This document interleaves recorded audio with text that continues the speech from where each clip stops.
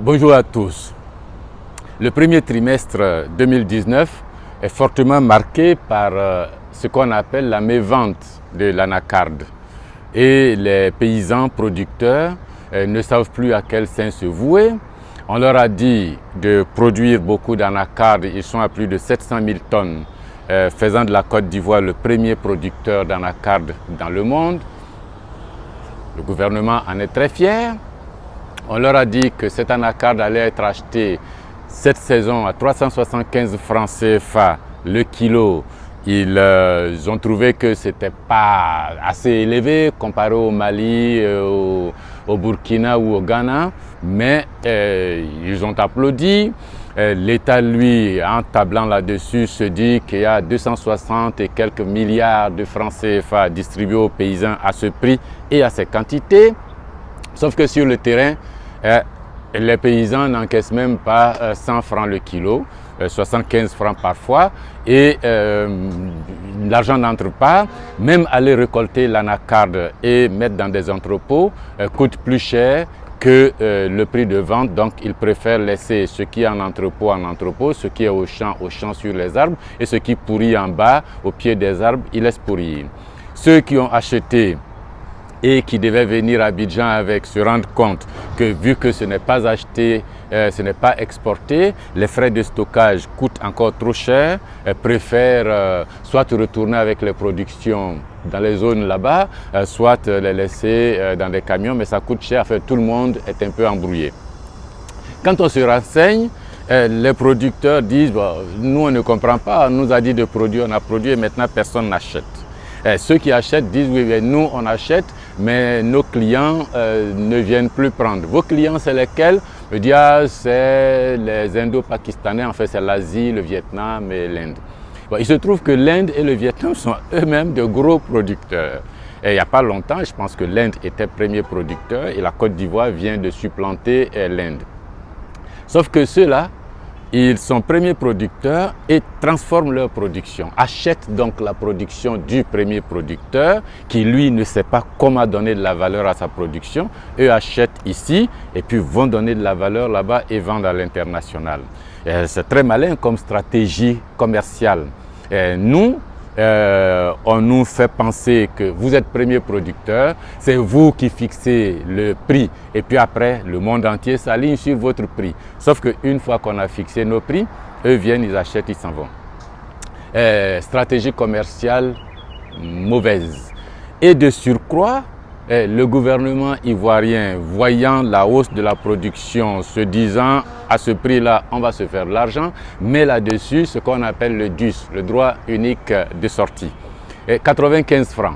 On est passé de 10 francs à peu près à 95 francs, le droit unique de sortie, en se disant, bon, à ce tonnage-là qui va sortir, le gouvernement va encaisser 60 à 70 milliards de francs CFA. Tout le monde est content. Sauf que là, le DUS renchérit le prix de l'anacarde à l'international. Alors, on a plusieurs goulots d'étranglement, plusieurs stocks non liquidés. Le producteur dans les champs a son stock sur les arbres et par terre et dans les magasins. Celui qui achète pour venir au port a ses stocks parce que ce n'est pas acheté à l'international. Ceux qui sont à l'international là-bas en Inde, au Vietnam, ont des stocks pour faire tourner leurs usines. Les clients commerçants des supermarchés, hypermarchés en Europe et en Amérique ont des stocks aussi. Tout le monde gère pour que les prix finaux là-bas soient relativement maîtrisés et que le prix de la marchandise de base soit aussi maîtrisé. Sauf le premier producteur. Pourquoi est-ce qu'on fait ça? On fixe des prix qu'on ne peut pas respecter. On n'autorise pas dans l'UEMOA que nos producteurs aillent vendre au Mali, au Burkina ou au Ghana. On interdit cela.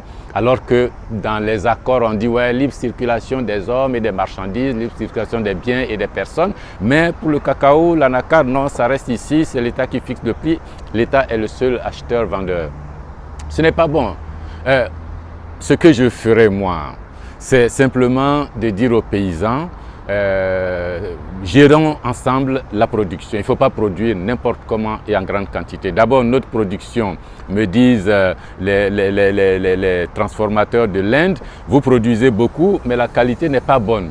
Ce sont les fèves les plus blanches qui sont mieux payées à l'international. C'est ce que les clients aiment. Vos fèves à vous sont colorées, teintées et ce n'est pas les meilleures. Donc, premièrement, dire à nos producteurs, c'est ce que je ferai, les encourager à améliorer la qualité de la production. Pareil pour le cacao, mais la qualité de la production, ça compte énormément. Il ne s'agit pas de produire beaucoup, il s'agit de produire de la bonne qualité. Une fois cette qualité produite, je mettrai en place une politique industrielle qui va encourager non pas l'exportation, mais la transformation locale.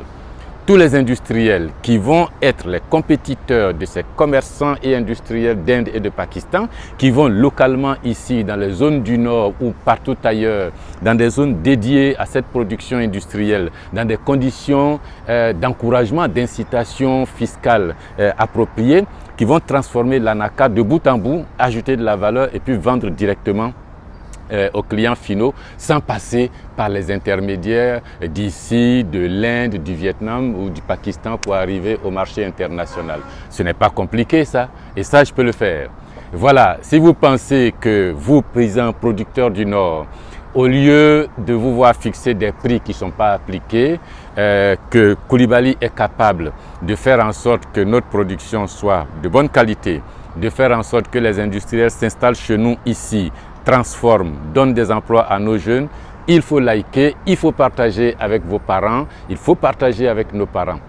Si vous-même vous pensez que ça c'est une politique industrielle bien vue, qui va créer de l'emploi, faire gagner des ressources aux paysans, ajouter de la valeur, créer des chaînes de valeur plus meilleures en tout cas, et puis surtout distribuer des revenus, non pas par décret, mais des revenus effectifs que les gens touchent, alors il faut partager. Parce que l'avenir de l'industrialisation du Nord passe par là. Voilà pour ce jeudi. Merci à tous et puis à très bientôt.